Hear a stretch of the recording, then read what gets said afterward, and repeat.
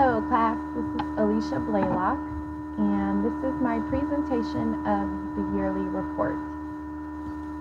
I chose the year 1905 to investigate, and not for any particular reason. Here is a beautiful piece of art done by Andre Derain in 1905 called The Drying Sails. Some noteworthy inventions that took place in 1905 was the invention of plastic, windscreen wipers, and silencers for guns. Noteworthy discoveries that took place was from Sigmund Freud, who published 3 essays on the theory of sexuality, and de Retz, who published Jokes and Their Relation to the Unconscious.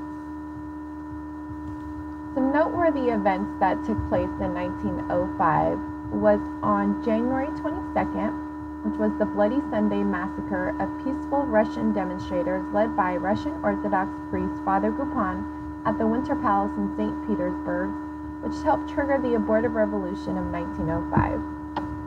Second noteworthy event happened on March 4th, which was the second inauguration of Theodore Roosevelt, who was sworn in for a full term as the 26th President of the United States. Another noteworthy event took place on May 11th, which was Albert Einstein submitted his doctoral dissertation on the motion of small particles, in which he explains Brownian motion. In the course of a year, Einstein published 4 papers which formulate the theory of special relativity and explains the photoelectric effect of quantization. 1905 is regarded as his miracle year. Also, in October, Fauvist artists led by Henri Matisse and Andre Derain first exhibit their works. Here is a piece of art done by Henri Matisse in 1904, which was part of the Fauvist movement. 20th century art, and what it became as modern art, began with modernism in the late 19th century. 19th century movements of Post-Impressionism, Art Nouveau, and Symbolism led the first 20th century art movements of Fauvism in France and in Germany. Another piece done by Henri Matisse is The Woman with the Hat, done in 1905.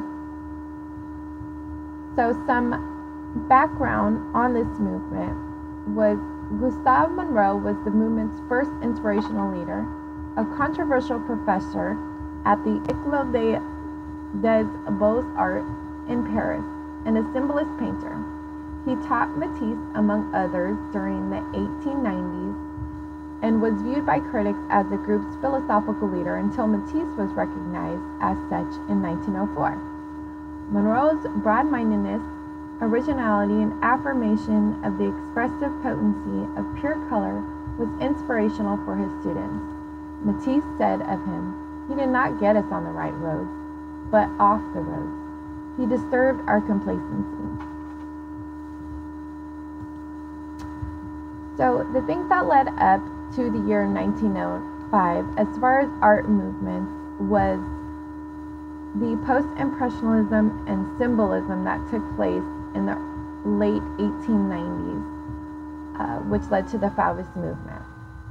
In conclusion, here is another piece done in 1904 by Robert Antoine Pichin.